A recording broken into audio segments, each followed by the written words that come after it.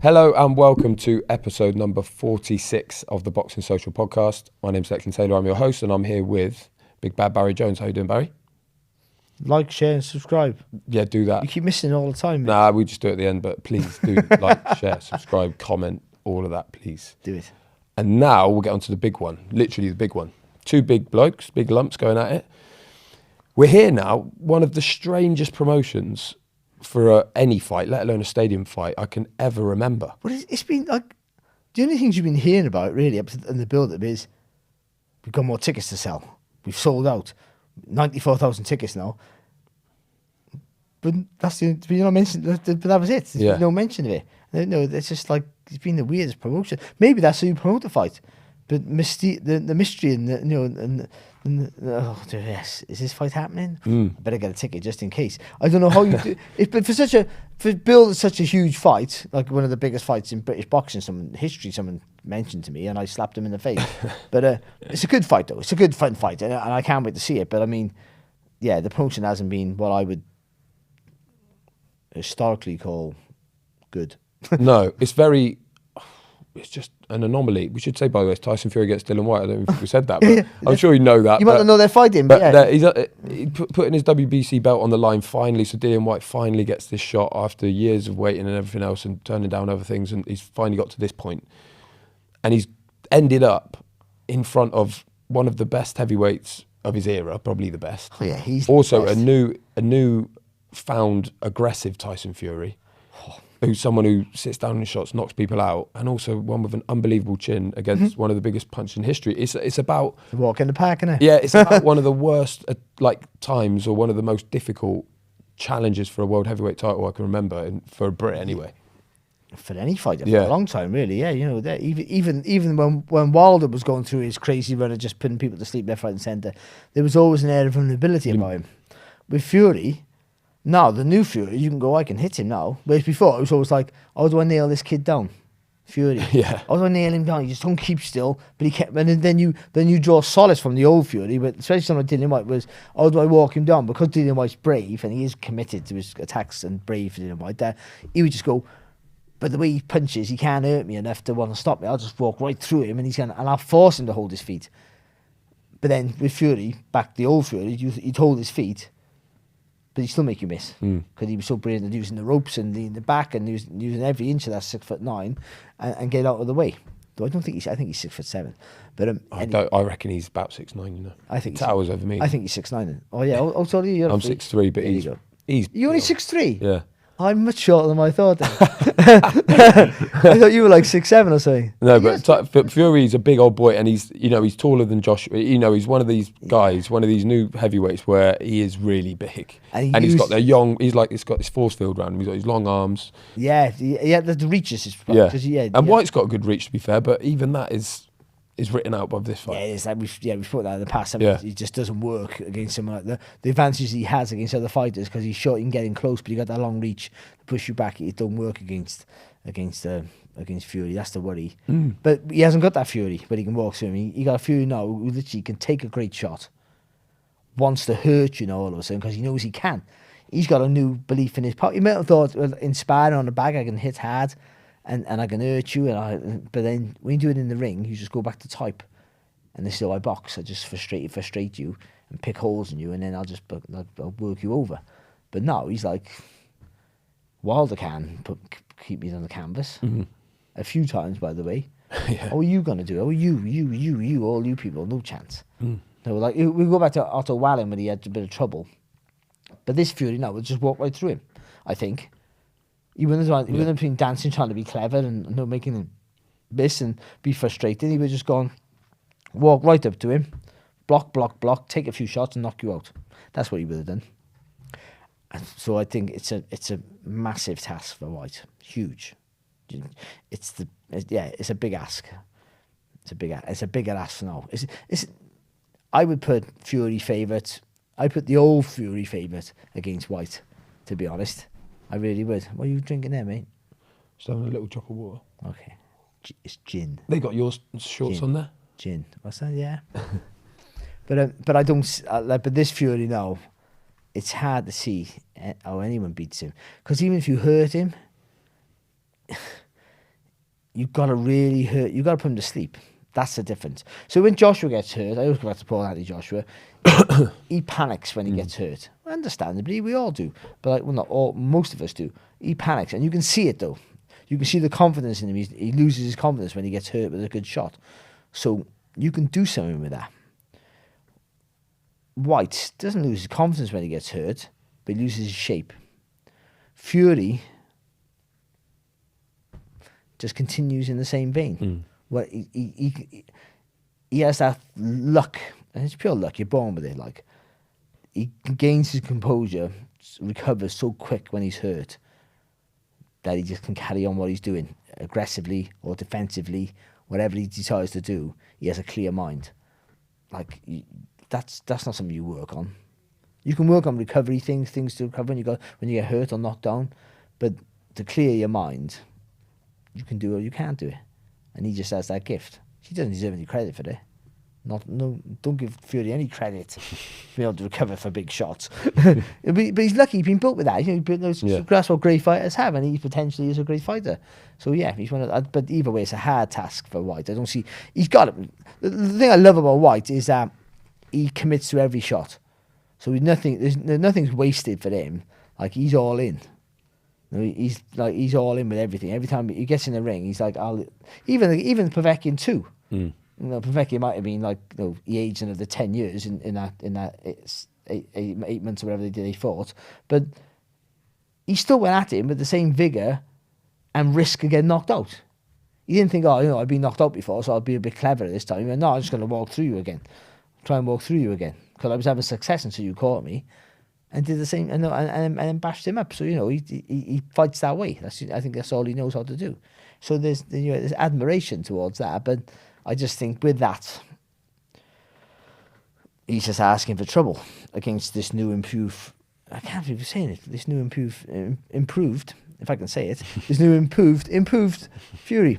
But the new improved Fury now is just a different gear to the one we've seen before. It really is. Let's talk a bit about the promotion. Obviously, it's been fractious because... Hang on. If we talk too much about the promotion, we promoted the fight more than the promotion itself. Okay, maybe not the promotion, but the role... Okay, first, a couple of things to touch on. Dillian Whyte didn't or refused to turn up to the presser, which I've never... to be fair, I have seen it. Remember Eubank and Billy Joe Saunders, when their first fight, they had a elbow cut out. That happened. And that was about escrow as well, money and whatever else. Yeah. Dillian Whyte didn't turn up for the presser, and whatever, he must have had his reasons. I guess he's in Portugal anyway. Very bizarre. But, again, and no promotion anywhere. But you think if they're selling 94,000 tickets, who cares? But it is also a pay-per-view fight. Yeah. And that's where the real money's at. If you're getting... Well, it's mega money they're being paid. Yeah. It's the biggest... Exactly. So you would think that they want it. But it's been quiet, which has been strange. It's kind of crept up on us. There was even a point when I was thinking, will this fight even happen? Yeah, of course. Yeah. One thing I wanted to touch on as well, on the back of that, was this unbelievable, extraordinary TalkSport interview. Not an interview, an argument. Yeah. Jeffrey Benz and Frank Warren. Jeffrey Benz, Dillian Whyte's lawyer, and Frank Warren, obviously the promoter, going at it live on the radio. I think Warren came out on top as well. I think so, yeah. I massively, think he did. Yeah, really did. Considering like it wasn't his expertise, his field of expertise. Yeah. Well, but this sport, it really, you think you've sort of seen and heard it all, but that was just bizarre. And that is boxing in a nutshell, isn't it? It's just crap, isn't it? Yeah. It's pure, like, I don't, what you call it? What would we call it in American terms? Boxing's trailer trash. You reckon? Of sports. Yeah. You know what I mean? That's that sort of thing. Can you imagine the football equivalent of that, or the golf equivalent of that? But it wouldn't happen, would it? It wouldn't happen. Like, it's just crazy. But it does give you this insight into the way the fights are made. Which you see a lot of people say that, like, the access to fighters is one thing that I think a lot of people, like people do your job, of course, will say you won't get that in any other sport. No. But also, it does attract us weirdos, though. Yeah, that's the huge downside towards it. But yeah, you get to see things you shouldn't see. I know I love it of all this, like laundering your laundry and airing your laundry. I'm terrible with words today. Laundering your air. I shouldn't use words. Back to grunts and grunts and nods. But yeah. Be a good podcast. Airing your laundry in public. I don't think that's I'm not a fan of that. But it was an interesting insight to see how both of them thought they were doing the right thing, and like, you know, you're wrong, I'm wrong, I'm wrong, and it's like if it's like legal stuff, it should be quite clear what you should do and what you shouldn't do. But either way, like I don't think it's harmed it ultimately. All will be revealed when the pay-per-view figures come in, I guess, because it's a lot of money to pay for the fight. Too much. I think it's ridiculous amounts we have to pay for boxing now. It's an absolute scam.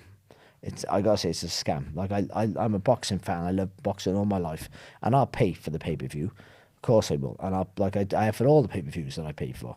I paid for Eubank versus Quillen on ITV. Who paid for that? I might be the only one, because it wasn't a fight that I was massive. At the Olympia, I went just so I didn't have to pay. But I'm a boxing fan. So people say don't want to pay for it, don't watch it, but I want to watch it though.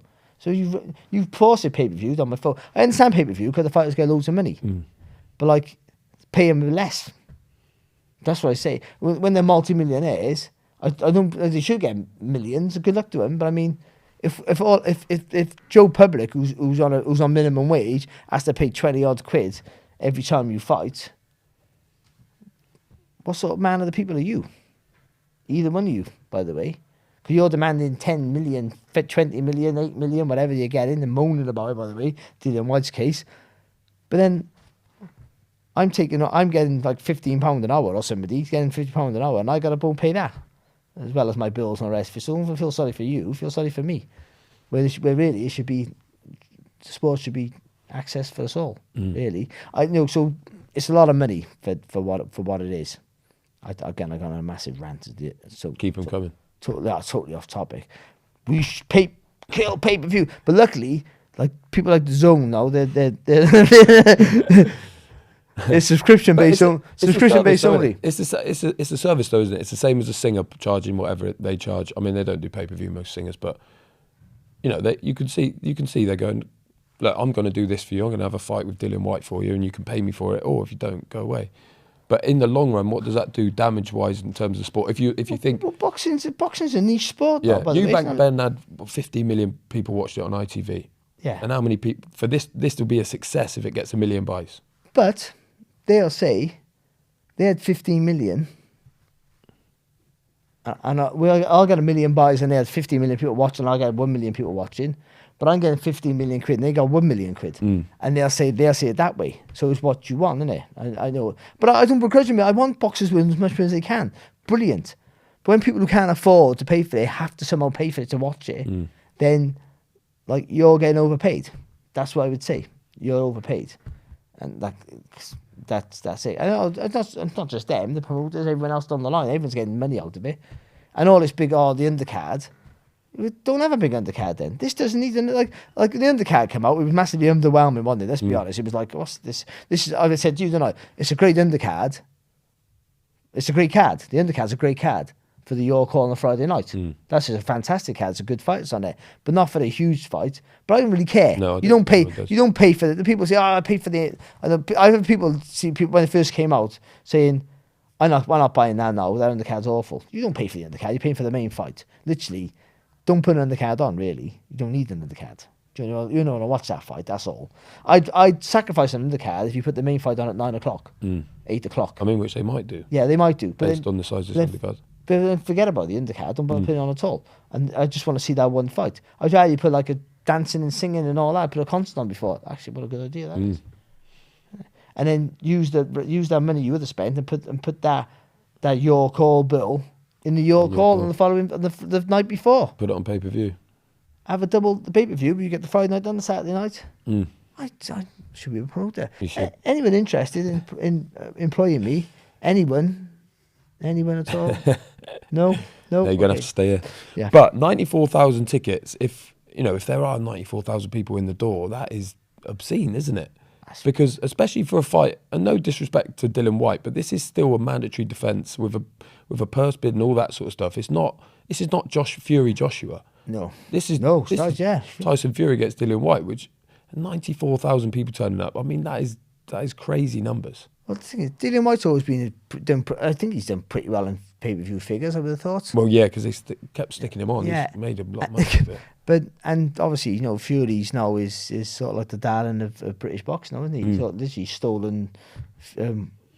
What's his name? What's the other fella from Watford? No, I don't know what you're on about. Yeah, But he stolen Joshua's crown, hadn't he? Yes. He's literally from nowhere. He was like the villain. Yeah. All of a sudden, and Joshua was like the guy, the god of British boxing, and all of a sudden that switched like that. I can't understand how. Yeah. I mean, I understand how Fury changed minds and hearts. He did a great job. Now, the PR for Fury has been fantastic, like amazing. Whoever's done his job is not getting paid enough. Maybe he's done it himself. I think he has. They've reinvented him into this like idiot. Let's be honest. Yeah, be careful. Can we edit that? Yeah. No, but let's be honest. He comes up with his mental health stuff. And this idiot who's go around drinking, swearing at like a fool, saying homophobic and all these comments he would say over the past on TV, mind, acting the goat constantly. How could you not dislike it? How could you not want to see him get knocked out? To be honest, as much as you could admire his ability, like I think Adrian Broner is a fantastic talent. Every time he fights, I hope he gets put to sleep. Because he comes across like a horrible, putrid man. I don't know him, and I might be wrong, but he comes across that way. Doesn't come across like a nice bloke, like you'd want to see your daughter come home with. That's for sure. And same with Fury, he seemed the same way. Not as bad, but seemed a similar sort of guy. He just seemed horrible. But now, he's the sort of guy you want to be around. You want to bump into him. I worked with him once, actually, I'm going to be honest, for Box Nation. I worked with him. He did a little commentary, like a little guest commentary thing. I sort of turned my back on him. So this is back when he was in his bad times, Fury, which is a bit bad, really, because he was going through a bad time. And rather than me be like, maybe he's going through a bad time, I just thought, he's a big, massive, bully, heavyweight guy who just thinks he can do what he wants. That's what I thought. So I just tried not to, I'd be doing the commentary bit, me and John Lawler, and I didn't really want to talk to him. I thought, I don't care if you had a great fighter, potential at the time, great fighter. I don't want to be people who are not very nice. I don't want to be around people who are not nice. But now, I see him. I try and walk past him, rub against him, because he's just changed his whole persona, and he would be a joy to be around now. So he seems. So the PR for him has been fantastic. Joshua gets a bit stick for no reason at all. I don't see what he's done wrong. Like all of a sudden, all he does is fight everyone he can, and he loses a couple of times. And then when he wins, he didn't box the way he should have boxed. People wanted him to box, and he gets slagged off for that. I go, hang on a minute, I boxed a totally different way and beat another guy. But again, totally off topic. Dillian Whyte versus Fury is a great fight to watch on paper. It's a fantastic fight. It's going to be a really good, entertaining fight. But still, I was done 94,000 tickets is astounding. Especially with no press conference and no face to face, and those things do make a difference. And a few antics at the press. None of that. Because you people like you, that's what you write about. Yeah, You're well, there. it's just the things that the non-boxing people catch in their eye over the course of a day, because all of us who are in the sport and constantly saturated by it, it doesn't really matter. It's not a drop in the ocean, isn't it? But for normal people who don't watch boxing, not interested, they're flicking through and they're like, oh look, there's Whyte and Fury pushing each other at a presser. Right, I'm hooked on that. I want to watch it. I want to buy it. I want to go to. They don't need that for this. Well, not for people through the door anyway. Look at Hay and Chisora. Yeah. That was a fighter. Who cared about that fight? Like, who cared about that? You get to a point where the people inside the sport, the hardcore fans, no one cares about them actually, because they only bring a certain amount of money. It's the wider public you want to attract. Yeah. And I wonder if they're being attracted. 94,000 tickets tells you they are. Yeah. But I don't know about on the pay-per-view, and maybe it will go mad. But that's what I mean by this promotion feels very strange. I would say that I think for a promoter now, you're blessed to be around. I think things are so difficult in every walk of life, but I think you're blessed to be around now. People just want to go to events. Yeah. Everything's more corporate than it was before, so people just want to go to I was there. Everyone wants to go I was there scenario. So most tickets are sold there. People don't even care about boxing or sport. Just want to go to a major event. They just want to be there, just in case. I was there, I went there. You get a bit conscious now, and football matches and everything. People go there. It's not football fans anymore. Half the time is it? It's all like, people want to go take their families go to different things more, which is great and stuff like that. But I mean, things are more like big events now are bigger than they ever have been before, because people just want to go for the sake of going, not because they enjoy that particular singer or that particular boxer or sport or rugby or football, whatever it is. They just want to be around. I've taken them. I've been to Twickenham all the time. I've been I don't live far from Twickenham rugby ground. I've been to more rugby matches here, and I have been to the National Stadium in Cardiff. I've taken my missus every time. She's not a rugby fan, but I've had I could get an extra ticket. Right before, I would never thought about taking your partner. You want to take one of your mates who's a rugby fan, but you go and it's a great day out for us all. It's a lovely day, and we have a great time, and that's how it is. So I think that's what these film promoters nowadays go big events like this sell better than they would have, because people who don't care. And also people want to, we're in a generation now where people don't want to say, oh, I got a ringside ticket, and you pay 500 quid for it. Shh. They want to go, pay 20 grand for this. Yeah. You know, it's sad, isn't it? You want to pay more than what it's worth to show off. Because of Instagram and all that, everything's about showing off, isn't it? And so I think, you know, they're being a promoter for a big fight is more important. But so maybe they just didn't have to sell it. No, and that being said, I do think that change in public opinion on Tyson Fury is obviously a key to it, and it means he has that pulling power. But do you think how much of that has been down to the change in Tyson Fury as a fighter, as well as everything else? I think it's more to do with his persona, his personality than anything else. You know, because that drive for mental health that when he came out and said, listen, I've had mental health issues, and I think he might have said I felt suicidal. Yeah. I don't want to say things that he didn't say. No, he did say I'm that. pretty sure he said all that, and you know, that's especially in pre-pandemic, but certainly post-pandemic, it's been a massive issue, mental health, especially in men, because more men, you know, commit suicide than women. So it's been a massive drive there for men for awareness. So it's been fantastic. Like, and then more people have come out since that. Have gone, he's helped me with this, helped me with that. So, you know, he's sort of like the patron saint of mental health issues, isn't he? Which is fantastic. And I think that's sold it to a wider public. Because a lot of these people wouldn't have known what he was like before that. They might never heard of him before. Yeah. But they heard of him now. Or they only heard of him because he got banned from the BBC list or whatever it was. He took himself. But even then, they probably never heard about that because that's news to us. Because we're boxing fans, but everyone else, they don't care about that. They don't know about what's Tim Henman doing or the other cricket player. I'm joking. But it is, you know, the biggest sports that are more on mainstream TV. No, yeah, it's true. Yeah. You know, they don't. Most people, you know, say like Nans and stuff like that. Nans are my age now, by the way. I ain't Nan. And but they don't watch Sky. If it's sport's not on BBC or ITV, they don't watch sport. So that's why tennis players win more things like stuff like that. But you know, because people don't watch boxing because it's on a subscription platform that they don't need. That's the truth. But it's whatever it is, they've done a great job. You know, and selling that many tickets for anything is phenomenal. Even if they've all gone on even if all the tickets have been handed back and they've gone on a third person site or whatever the terminology is, you know, like and they don't sell them. I don't know how it works, but it doesn't matter. They're getting it into Wembley because there was still a risk with Fury that as good as he's been, and the pay-per-view figures be interesting because as good as he's been, we're still selling him on, and ability, mind as well. We're selling him on 3 fights with the same guy. That's it.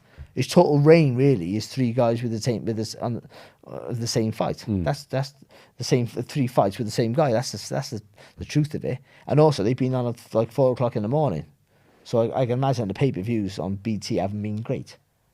Bet you they've been awful because the first one seemed like a step too fast. Like, oh, it's just like wait. Yeah, that was sort of amazing afterwards because of the. Yeah, because what happened? They got up and how well he boxed. Almost everyone except the judges thought he won the fight. And I mean, by a distance as well. I thought I was ringside, wasn't I? And then the second fight was a fight we didn't like. No, he just walked right through him. But again, it wasn't a fight that people. Again, it was still like a new thing to push him out for pay-per-view. But they must have done quite well on that. But the third fight, I can't see how they would have done well on that pay-per-view because it was a fight we didn't want to see. Because last year was literally the year of rematches we didn't want to see, wasn't it? So that was the truth of it, wasn't it? And so that was a fight we didn't want to see that because he just walked right through him in the second fight. It turned out to be the best fight of all 3 of them as it goes. But you don't sell it on the aftermath of the fight. You sell it on the aftermath of the previous fight. And and you couldn't. So you sell it on a guy where he just walked through him in the last one. So let's do it again. Why we want? I didn't want to see it. I didn't see it, but I didn't see what we know. We didn't expect the spectacle we had. But still, they're 4 o'clock in the morning. Who outside of a boxing fan wants to wake up that early in the morning and pay 20 quid for the pleasure to watch it? Nobody. That's the truth. So they must have done awful. So it'd be interesting what they do with this one now, because this is a prime time spot in the UK. They've sold the tickets, but the pay-per-view will be so, and that will show us how really popular Tyson Fury is. Because if it gets over 1 million, that's good. That's good work. That's really good work. So just a bit on Dillian Whyte. He's sort of locked himself away for this training camp. No one's heard anything from him. Seems like he's done that by design because Yeah. of the problems and everything else that they sort of asked of him. Is that going to help him in any way? Is that a good spot to be in? Is it just going, I'm not doing any of that until... If he's focusing on his training, as long as he's not, so you can do. It depends on how he reacts. If he's doing it, if you're doing it and going like, I'm not getting involved, then it's constantly, but then you're constantly talking about it. You know, and you're like, I don't care about you. Then you can't stop talking about the person you don't care about. You know what I mean? Like your missus leaves you. Oh, good riddance to you. And then you're crying to your dad on the phone every day. This is not me. So if he's doing that, then it's the worst thing. You're better off just facing him and being there. Yeah. You know, you don't want to be in there and be in your face. I'm going to make you pay for all this now. No shortchanging me and all that. But if he's just concentrating on his training and hasn't let him affect him at all, hasn't bothered him, then I think it won't be anything. It won't be. If anything, he hasn't taken time out of his schedule to do all these media obligations that can be, for these big fighters, way too many and a pain in the ass for him. And he hasn't had that, has he? He hasn't had to do anything. Literally, not at all. He sold the fight with his silence, if anything. In many ways, I think there's an intrigue with that a little bit. But yeah, but he got enough on his plate to worry about how he's going to get past Fury. Because you tend to think, I said it a few podcasts ago that I think the Fury of old, the dancing wrong, negating what you do, is his old superpowers, taking away your strengths and then picking you apart. I said that we won't see that Tyson again, but you've got to think maybe that might come back. So you got to be thinking, what Tyson Fury am I going to fight? And out of the 2, possibly 3 Tyson Furies that can turn up on the night, or change into one. That's the difference. He might turn up. Fury might turn up with one plan to I'm going to box this way, and then whether you force him or not can change and be the other Tyson Fury halfway through the round. And very few fighters can do that. I'm overselling him here, massively, by the way. But I think he's that sort of maverick of a fighter. He's always got it in the locker, isn't he? But if he was to get hurt or whatever, and because he's a manager, he's imaginative. The words are rubbish today. But because he got such a vivid imagination, he's so like he's on the spectrum almost. He's quite abstract, isn't he? That I think he's constantly thinking about stuff and will turn in a fight. I'm going to do this now, and not always for the right reasons, by the way. Nah, I'll take your shot today. I'm not going to take it now. I'm going to dance around. I'm going to do this. No, I'm going to do this now. And each round, I think a trainer in Tyson's corner is almost just give me some water and pat me on the back and send me out there, and I'll do what I want to do. You can almost see he don't really listen when he's in there, because he's just thinking, well, should I do this? Should I do that? I could do. And he's probably the most reactive fighter today, I think, because I don't think he knows what he's going to do until the bell goes and he steps for each round, mind, until he gets off that stool. Don't think he knows what he's going to do. So you're trying to second guess what Tyson we're going to see. I don't think he knows. I think I don't know. I'm making all this up. It's just my assumptions. But he seems that sort of calm down. He seems that sort of character, doesn't he? Where he's just literally just so erratic that. Yeah. So how do you prepare for that? Yeah. How do you prepare? You have to prepare for 3 different versions of him, and then hope, and you have to adapt if he changes, because you have to presume that whatever you're doing, you're trying to force him to do something that you might not be able to get him to do. You got to be aggressive. Like you can't outbox Fury. One thing he can't do is outbox Fury. He's got to go out there with the sole intention of knocking him out. He has to. I can't see. It'll be the upsets of all upsets if he outboxes Fury. Yeah.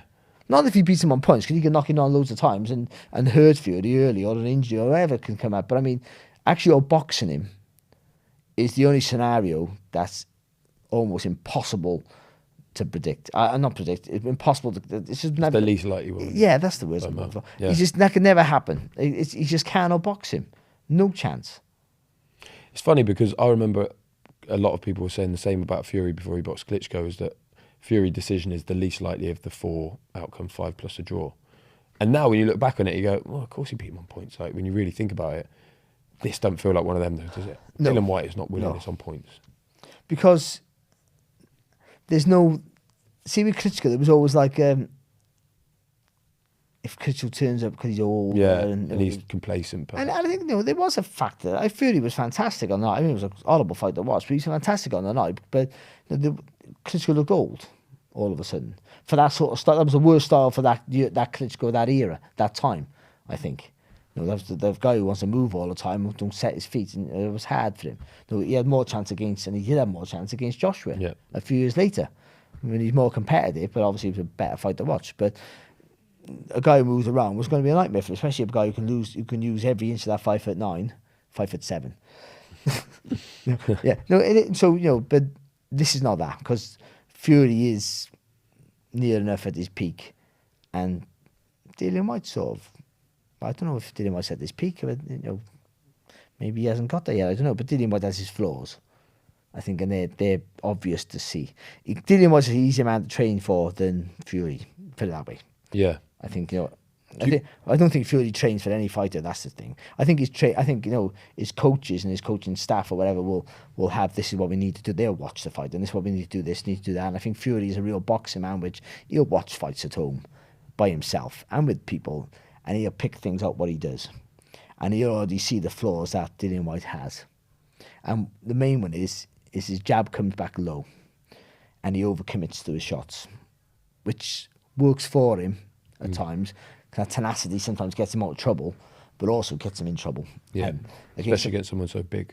Yeah, and because Fury can block and counter, you know, rather than for he'd always move away and just make you... See, that was a nightmare for him, because Fury would just... You know, he would be there in range, and then when you throw the shot, he moves like a middleweight and skips out the distance, and then you're all over your front foot. With Dillian Whyte, he's really over his front foot, because then if you miss it with the right hand, Dillian Whyte, you'll do what you should do, get yourself back on balance and throw the left hook. But then you miss again. And then he's really in trouble then, because he's almost spinning round, theoretically. And then literally Fury's got free reign. Now Fury now will just block and do that instead. He won't do it from a distance. He'll just block it, because he feels strong.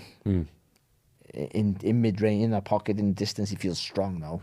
But he didn't believe that until you do it, everything is just looks good on paper until you actually do it. And so Fury, knowing I can do stuff in the gym, is really just like... It's just on paper, really, theoretically, because you're like, well, I've done it in the gym, but I haven't done it in a real fight scenario. But now he's done it against the biggest puncher in the division, clearly, in Wilder. Then he knows now.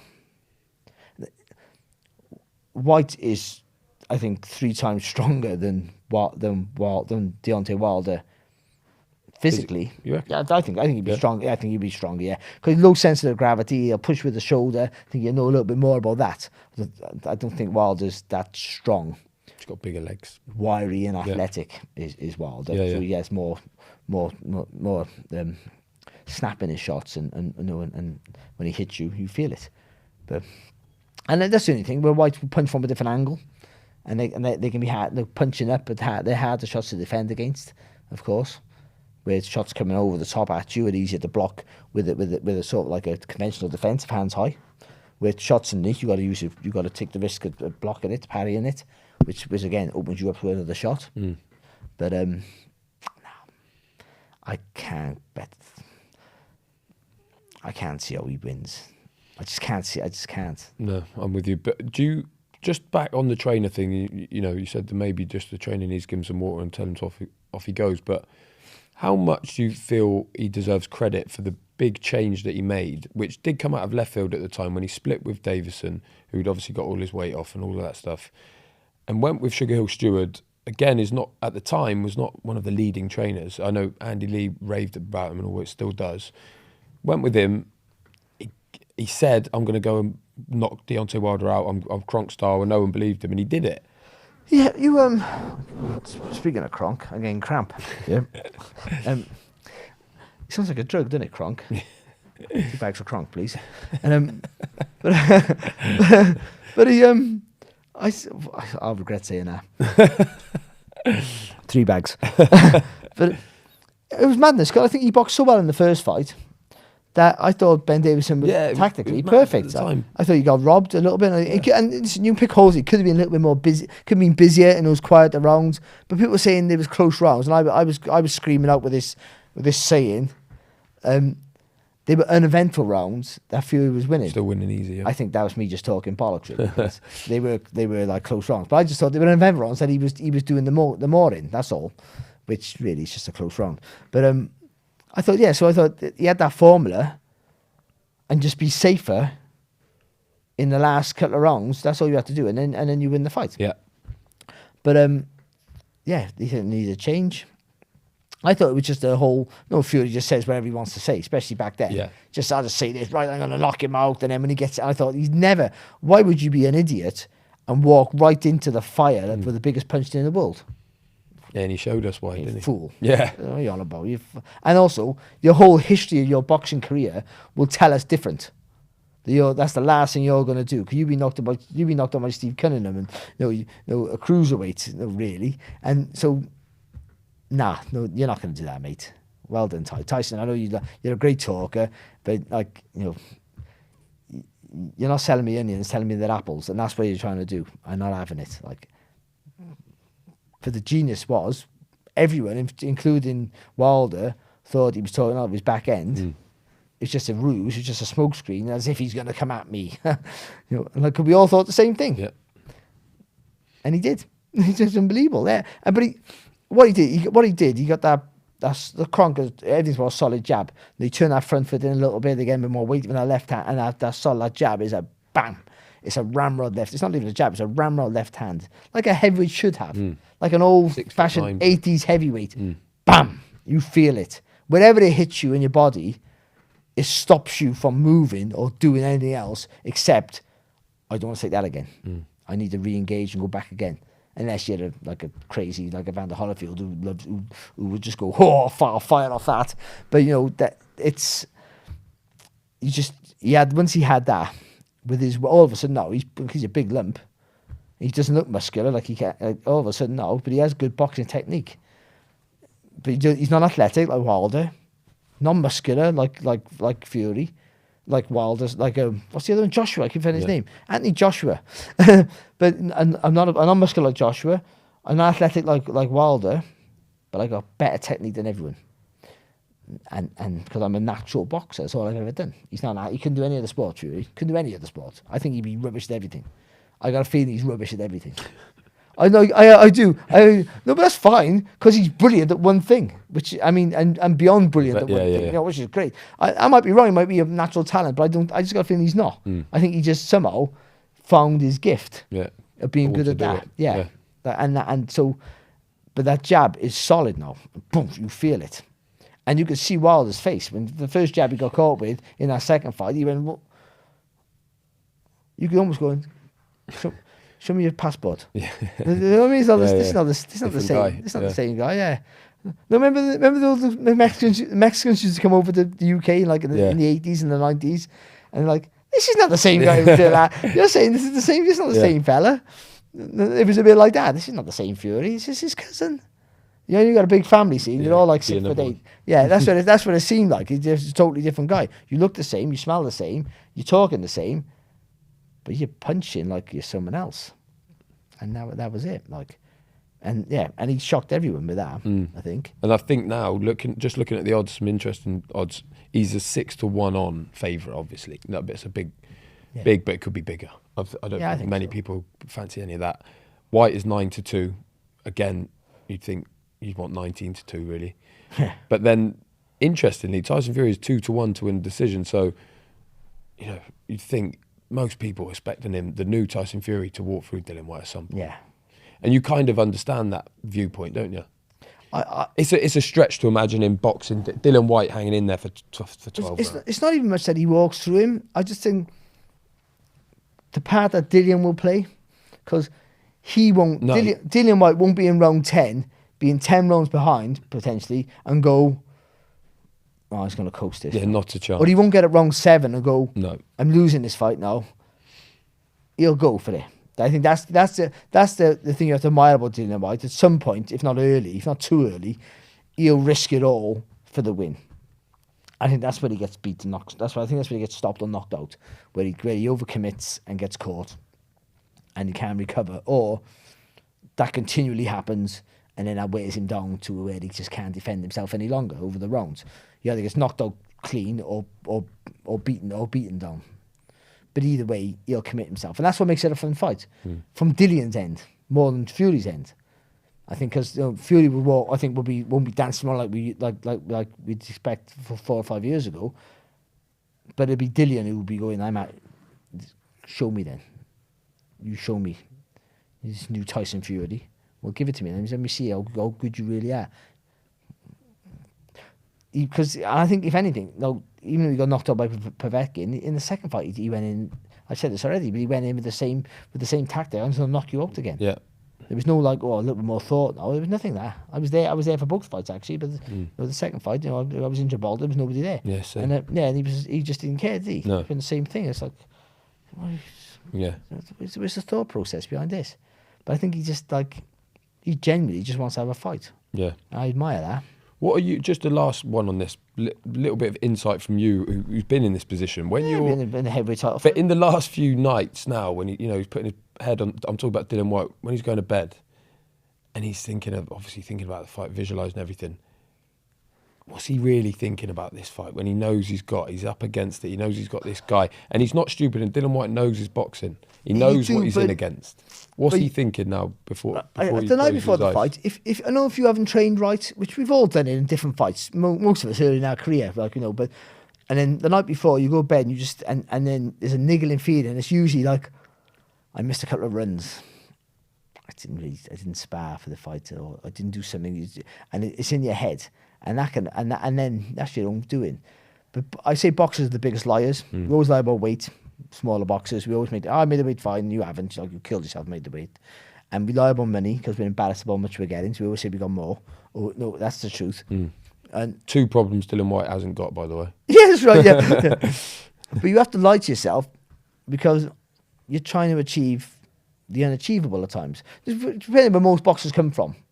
Working class or poor environments. Streets of Jamaica for Dillian Whyte. Yeah. Or even in the UK, what I mean? You come from poverty. We all come from poverty-stricken areas, most of us. Because if you didn't, why would you want to box? You idiot. You know what I mean? So, and it's your way out in many ways. Education is for others, and sports are for most people in poor environments.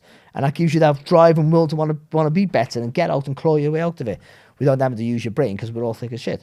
But not the case, of course, but for boxers, certainly. So, but to get from where you started to where you end up, for some, that's just that journey is unachievable. It's just ridiculous to think you could get there. So you lie to yourself.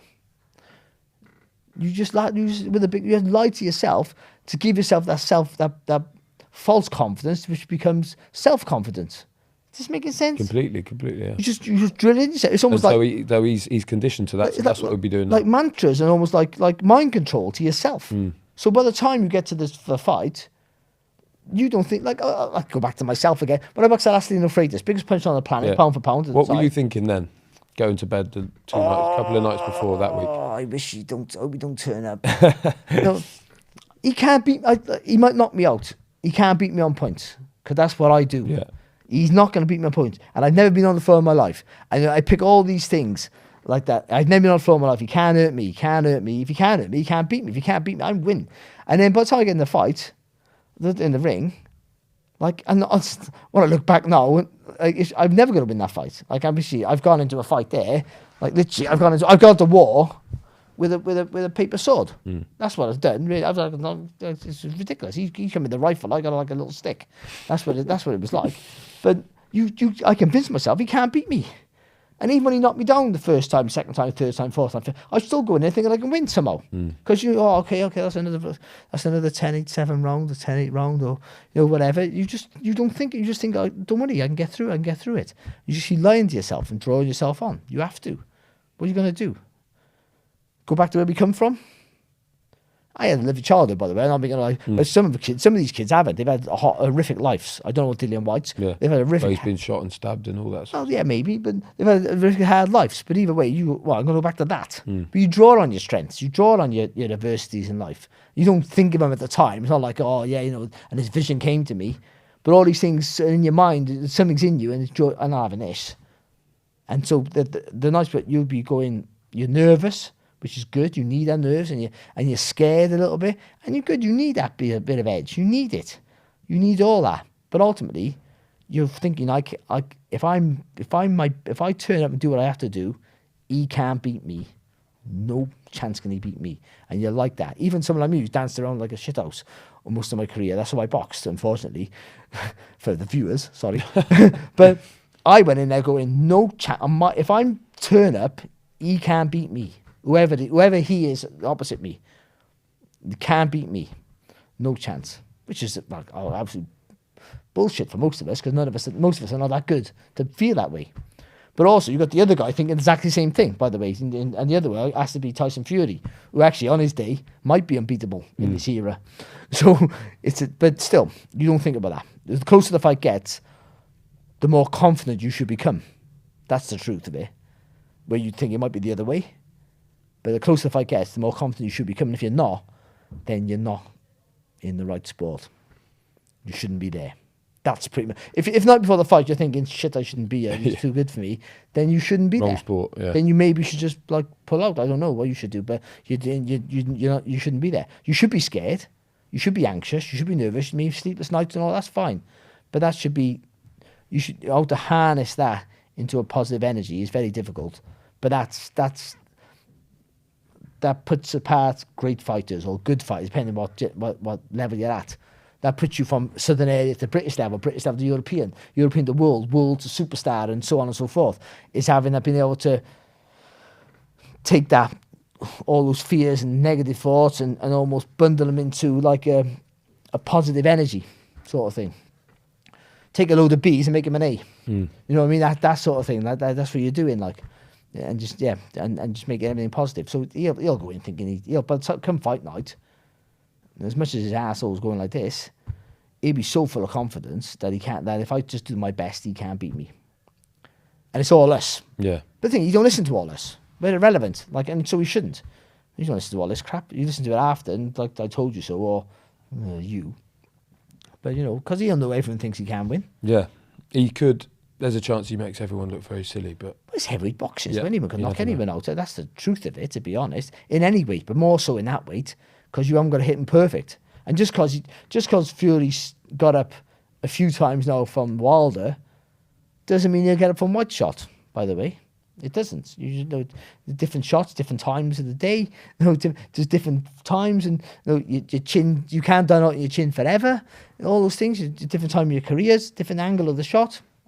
There's so many factors in play that can happen, but you have to go on what you've seen and what you know. When you just think, if Fury turns up, the best he can be, and White turns up the best he can be, like, it's not even a close fight.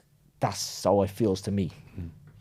Well, we got here by hook or by crook. The fight is here, believe it or not. After everything, Barry, thanks so much for your time. Thanks so much to all of you for watching. Remember to like, comment, subscribe, share, and everything else you could possibly do with this video, and we'll see you on the next one.